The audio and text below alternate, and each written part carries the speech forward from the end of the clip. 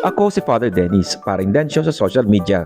Tara, magkwentuhan tayo. Magandang araw po sa inyong lahat. Narito po tayo ngayon sa isang barangay dito po sa bayan ng Agno. Dito sa barangay Gayusan. O, di ba? Para sigurado, ayan po.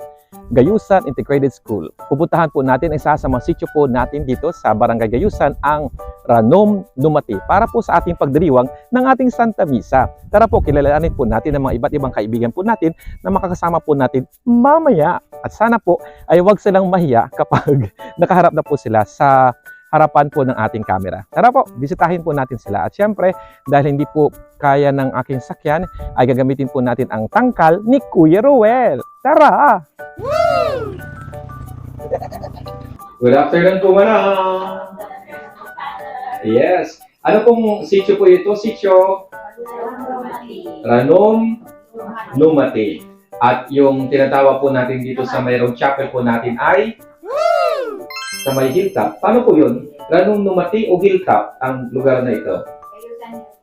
Gayusan Hilltop. Pero sityo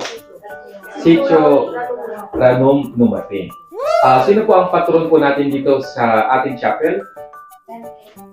San Isidro de Labrador. Siyempre dito po sa lugar po ninyo, ano po ang salitang ginagamit po ninyo? Ang salitang ito na yun. Ay balikan. Dito pala una nag-hi. Naimbaga mo lang ba? Kayo na. Parang lungkot, hindi pa yapat nagkape. Manang niya naga nyo, tatayan? Elinita Naranja. Elenita Naranja. Manotawan yun? 65 ko no part. Pero matagal na po kayo dito nakatira sa Sitio Ranom Numati. Pero dito po talaga kayo dito talaga kayo lumaki? Ay, dito na po kayo napanganakan. Hi, Father! Ito naman po ang kasama ko na pumunta po dito sa barangay. Ang pangalan po niya ay Rowlin po. Rowelyn. Taga saan ka? Gayusan. Taga dito rin. Pero saan ang bahay niyo banda? Sa Kabayogan, Ispan. Kabayugan is isa ring sitio yon dito sa barangay Gayusan. Opo, Pads. Ganun ba? Saan ka nag-aaral? Gayusan IS Pads. Gayusan Integrated School. Gayusan Integrated School. Anong year mo na? Grade 12 Pads. At anong role mo sa simbahan? Isa kang? Helper server and MC. So siya po ay membro po ng lector commentator na kabataan po natin. Hi! Ito naman po ang kasama po din po natin nag-drive po dito papunta dito sa Barangay Gayusan. Anong pangalan niyo, kuya? Rowel, anong pong pilido niyo? Meru, Rowel Meru. Pero kayo rin po ay dito rin po ba lumaki sa Gayusan? Saan po ang bahay ninyo?